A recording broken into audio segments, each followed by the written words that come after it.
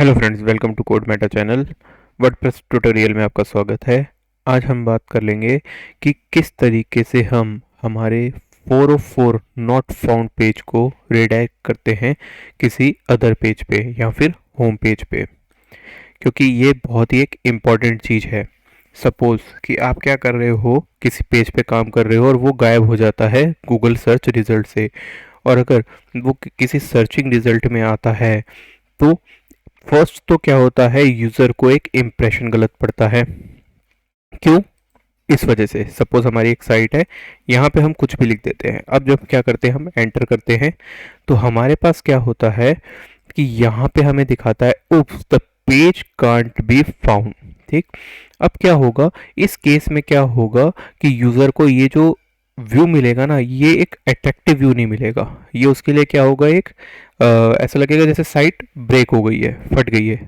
तो user attention की वजह से हमें क्या करना होगा, इस पेज को, जो भी 404 नॉट फाउंड पेज है या फिर एसईओ पर्सपेक्टिव से, क्या होगा कि इस पे 301 रिडायरेक्ट लगा के इसको हम भेज देंगे हम हमारे होम पेज के ऊपर। तो हमें इस चीज को किस तरीके से कर सकते हैं, ये चीज करने के लिए हमारे पास दो मेथड है। उन दो मेथड की बात करते हैं, जिसमें जो फर्स्ट वाला मेथड है वो हम कर सकते हैं कोडिंग के थ्रू। जो सेकंड मेथड है वो हमारा है प्लगइन्स के थ्रू। फर्स्ट, अगर आप डेवलपर हैं तो आप कोड का मेथड चूज करेंगे, और अगर आप यूज़र फ्रेंडली बॉक्स पे काम कर रहे हैं, यानी आप क्लाइंट साइड हैं, आपको कोड की नॉलेज नहीं है, तो आप प्लगइन का यूज़ कर सकते हैं। तो हम पहले बात करते हैं हमारे फर्स्ट मेथड की, जिसमें हम फाइल के थ्रू इसे अपडेट करेंगे। चलिए चलते हैं हमारे फोल्डर में, जहाँ पे हमारे इस साइट की फाइल एग्जिस्ट करती है। यहाँ गए, इस वाले फोल्डर में हमारे पास क्या होता है, जो हमारी वर्डप्रेस होती है उसके थीम्स, जो भी हम थीम का यूज़ कर रहे हैं उसके फोल्डर के अंदर आते हैं। जैसे कि हमारी थीम का नाम है शॉपिंग कार्ट, तो हम इसके अंदर आ गए। यहाँ पे 404.php नाम की फाइल होती है, जिसको हम हमारे एडिटर में ओपन कर लेते हैं। कैसे ओपन कर ली? नाउ यहाँ पे आपको कोड दिखेगा, जितना भी कोड हमारी साइट के ऊपर दिख रहा है यहाँ पे, ये सारा का सारा कोड हमारा कहाँ लिखा हुआ है, यहाँ पे लिखा हुआ है। यहाँ पे क्या करते हैं, हम कुछ चेंजेस करके देखते हैं। यहाँ पे हम कुछ लिख देते हैं, सपोज XYZ या कुछ भी ऐसे हमने रैंडम टेक्स्ट लिख दिया। सेव कर देते हैं एक बार और चलते हैं हमारे ब्राउज़र में। अब यहाँ पे ऐसा करते हैं, पेज को रिलोड करके देखते हैं कि क्या होता है। वो टेक्स्ट आता है कि हमारे पास, ये देखो, ये हमारे पास टेक्स्ट आ गया, यानी हमारा जो मिड सेक्शन था वो आ गया। अब क्या करते हैं, इस सेम पेज पे हम सारी चीज़ों को छोड़ के हम हमारे जो दो लाइंस हैं वो पुट करेंगे यहाँ पे। वो दो लाइन क्या करेंगी, हमारे कोड का काम करेगी। ठीक है, तो सबसे पहली लाइन होती है हमारी कि हमें करना क्या होता है। चलते हैं हमारे नोटपैड एडिटर में, इस कोड को तो हटा दो। ठीक, नाउ क्या करो, यहाँ पे जहाँ पे हमारा PHP टैग बंद हो रहा है उसके जस्ट बाद में हम क्या करते हैं, सबसे पहले तो हमारे ब्राउज़र को हम बताते हैं कि जो हमारा पेज है वो परमानेंटली रिडायरेक्ट हो रहा है या फिर हम उसे टेम्परेरी रिडायरेक्ट कर रहे हैं। उसके लिए हमारे पास कोड होता है हेडर का। ये क्या करता है, जो हमारा हेडर पार्ट होता है उसके अंदर ये चीज़ सेट करता है कि जो हमारा जो पेज है वो 301 रिडायरेक्ट है, यानी परमानेंटली मूव्ड है।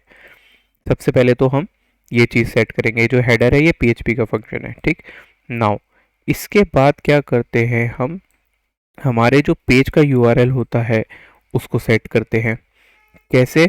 यहाँ आए, हमने कोड पेस्ट कर दिया। हमारा जो लिखा हुआ कोड था वो मैं यहाँ पे पेस्ट कर रहा हूँ। क्या होता है, हेडर, लोकेशन, और इसके बाद हम जो लिखते हैं वो होता है हमारा रिडायरेक्ट URL। अब क्या हो गया, अभी हमारी साइट लोकल पे है।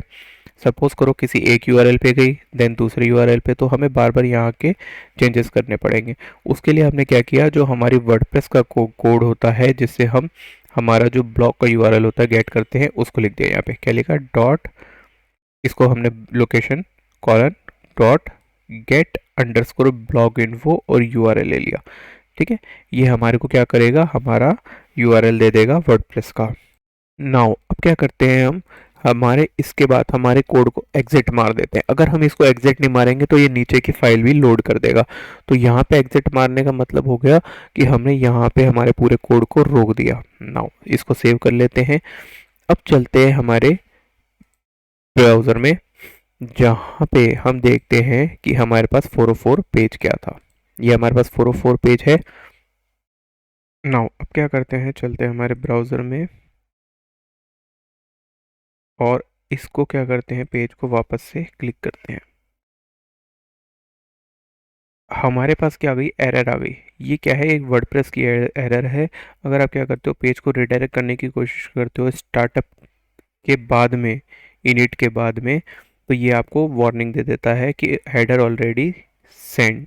ठीक है, तो इसका सॉल्यूशन क्या है कि आपको क्या करना पड़ेगा, अब आपको कोड की पोजीशन चेंज करनी पड़ेगी। तो आप क्या करोगे, यहाँ पे ये कोड नहीं लिखोगे। अब आप क्या करोगे, इनको कमेंट कर दोगे।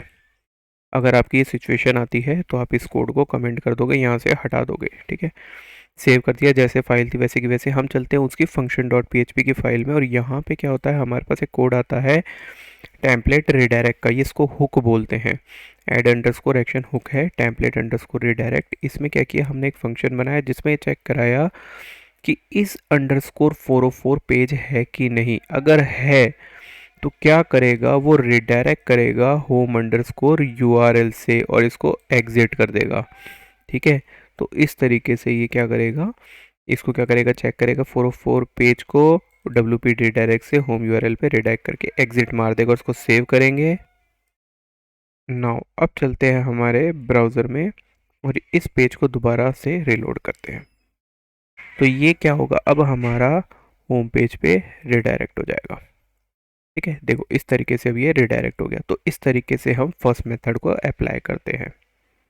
सेकंड मेथड के लिए क्या करेंगे, हम हमारे कोड को कमेंट कर देंगे। ये जो हमारा कोड था रिडायरेक्ट वाला, इसको कमेंट कर देंगे और 404 जो फाइल थी हमारी जैसी थी वैसी की वैसी कर देंगे हम। ठीक, अब क्या किया हमने, वापस से चलते हैं हमारे ब्राउज़र में और देखते हैं कि हमारे पास क्या आया। जो हमारी पहले सिचुएशन थी सेम वैसी की वैसी सिचुएशन हो जानी चाहिए हमारी। रीलोड किया हमने, जो हमारे पास 404 नॉट फाउंड पेज था वही आना चाहिए, आ गया। नाउ अब चलते हैं हमारे डैशबोर्ड में। यहाँ पे क्या करते हैं, हम प्लगइन सेक्शंस का यूज़ करते हैं। यहाँ पे हम दो प्लगइन इंस्टॉल करेंगे। पहला जो प्लगइन है हमारा, वो क्या है, रिडायरेक्ट वाला। ठीक है, ये हमारा रिडायरेक्ट है, क्या है, रिडायरेक्शन के नाम से। दूसरा जो हमारा प्लगइन है वो क्या है, 301 रिडायरेक्ट। ठीक, दो प्लगइन है। तो सबसे पहले हम ये वाला रिडायरेक्शन वाला प्लगइन इंस्टॉल करते हैं। ये कैसे करेगा काम, को हम डाउनलोड कर लेते हैं और हमारा प्लगइन सेक्शन में आते हैं, ऐड न्यू करते हैं। इसको ऐड न्यू के बाद अपलोड का क्लिक करेंगे और जो हमारा प्लगइन आया इसको क्या करेंगे, यहाँ पे ऐड कर देंगे और इंस्टॉल नाउ पे क्लिक करेंगे।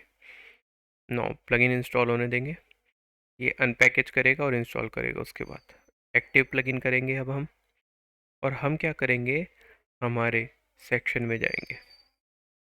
ये हमारा पेज नॉट फाउंड का था, इसलिए क्यों डुप्लीकेट टैप कर दी हमने, दो तीन डुप्लीकेट टैप कर देते हैं हम। ठीक है,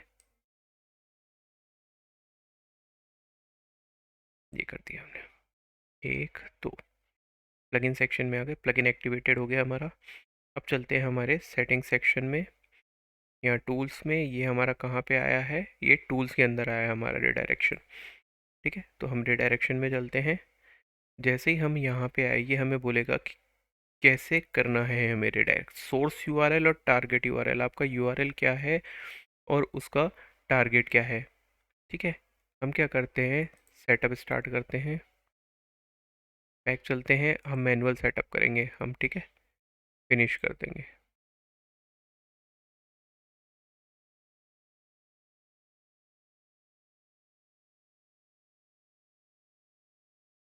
यहाँ पे एक इशू है, इसको बैक करते हैं और हम स्टार्ट सेटअप करते हैं। रुको, ये हमें बोल रहा है टारगेट यूआरएल, स्टार्ट सेटअप किया।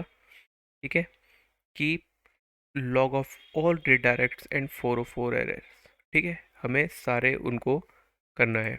ठीक है, कीप किया, टेस्ट किया, फिनिश कर देते हैं सेटअप। ठीक है,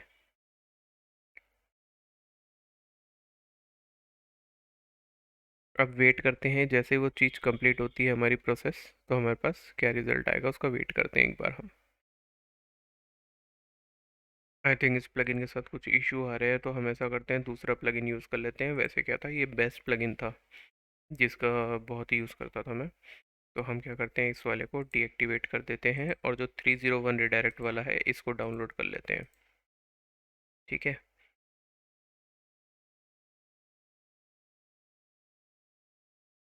क्या करते हैं, ऐड न्यू करते हैं वापस से और अपलोड कर देते हैं। 301 रिडायरेक्ट वाले को अपलोड कर लेते हैं अब।